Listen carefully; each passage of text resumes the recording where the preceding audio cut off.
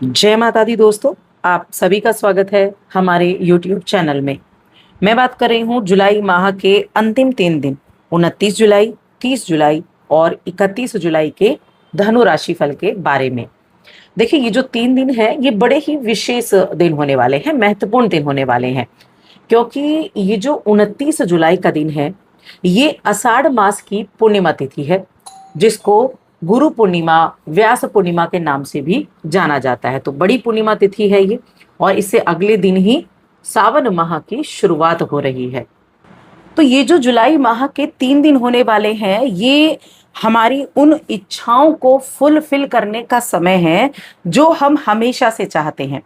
तो इन 3 दिनों के बारे में हम विस्तार से जानेंगे कि क्या, कैसे आपके दिन रहने वाले हैं, क्या आप उपाय कर सकते हैं, कैसे इन दिनों का लाभ आप प्राप्त कर सकते हैं। देखिए, चंद्रमा की स्थिति की अगर मैं बात करूं, क्योंकि ये राशिफल चंद्र राशि पर आधारित है, तो चंद्रमा मकर राशि में रहेंगे, जो कि यहाँ 29 जुलाई को मकर राशि में आएंगे, 30 जुलाई को मकर में रहेंगे और 31 जुलाई की सुबह को ये कुंभ राशि में प्रवेश कर जाएंगे। इसके अलावा कई तरह के योग का निर्माण होगा। आयुष्मान योग बनेगा, सर्वार्थ सिद्धि योग बनेगा और सौभाग्य नाम का योग भी बनेगा। तो कई ऐसे योग भी बनेंगे जिनका सीधा सीधा प्रभाव आपकी दिनचर्या पर देखने को मिलता है। तो चलिए विस्तार से जान लेते हैं कि कैसे आपके लिए ये दिन निर्मित होने वाले हैं। आगे बढ़ने से पहले एक छोटा सा निवेदन है, चैनल पर पहली बार आए हैं, अभी तक चैनल को सब्सक्राइब नहीं किया है तो जरूर कर लें।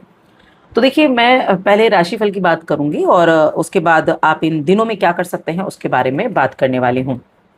अब देखिए, धनु राशि, धनु राशि के लोगों के लिए चंद्रमा कहाँ है? आपके द्वितीय भाव में विराजमान है।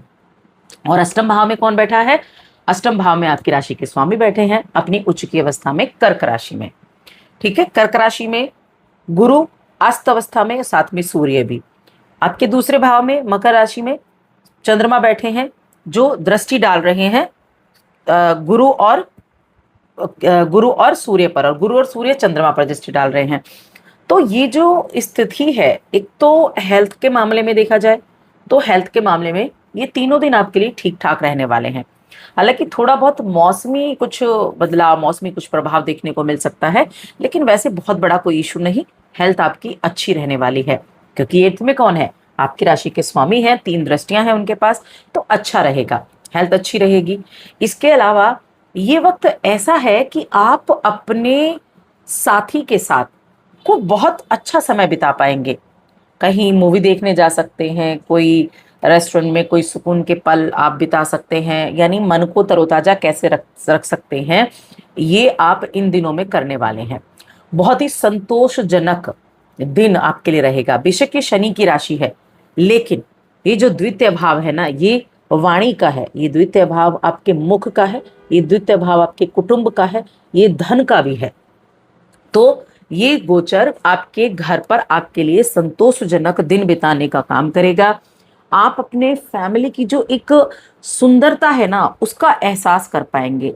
जो कहते हैं ना कि फैमिली के लोगों के साथ बैठकर जो एक सुकून मिलता है, वो आपको देखने को मिलेगा। और आप इस दौरान अपनी परिवार की प्राथमिकताओं को ठीक करने का काम करेंगे, यानी प्राथमिकताओं पर ज्यादा फोकस आपका रहने वाला है, क्योंकि ये क्या है? कुटुंब का भाव है। तो प्राथमिकताएं सबसे ज्यादा इंपॉर्टेंट आपके लिए रहेंगी। और चंद्रमा आपके अष्टम के स्वामी भी हैं। इस समय आप, हो सकता है कि जो मैं कार्य क्षेत्र की बात कर रही हूँ, कि अपने किसी काम को समय पर पूरा करने के लिए थोड़ी ज्यादा मेहनत करनी पड़ जाए, ऐसा भी रह सकता है। तो आलस नहीं करना है, आलस को त्यागना है, आलस को पीछे धकेलना है, परेशान नहीं होना है। क्योंकि अगर आप ये सोचेंगे बहुत लेट हो गया और इस चीज को करने से अब क्या फायदा, तो अभी भी कुछ नहीं बिगड़ा है।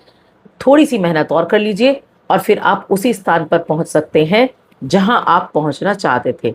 बस अपने आप को अवॉइड नहीं करना है, ये नहीं सोचना है कि नहीं अब बहुत देर हो चुकी है, अब करके क्या ही फायदा। किसी भी मामले में ऐसा नहीं सोच सकता है। अब देखिए, यहाँ आपको कहीं से ऐसी रकम मिलने का योग है जिसके लिए आपने बहुत ज्यादा प्रयत्न ना किया हो सकता है कोई तोहफा मिल जाए, हो सकता है किसी भी तरीके से है ये, या भाग्य भरोसे है, या कोई धन आपको मिलने वाला है, किसी को उधार दिया था, कैसा भी है। लेकिन उम्मीद ऐसी है कि जो जिसके लिए आपने प्रयत्न नहीं किया, वैसा पैसा आपको मिलेगा। और ये धन आपके भाग्य के सहारे मिलने वाला है। तो क्यों ना इसका कुछ खास करें।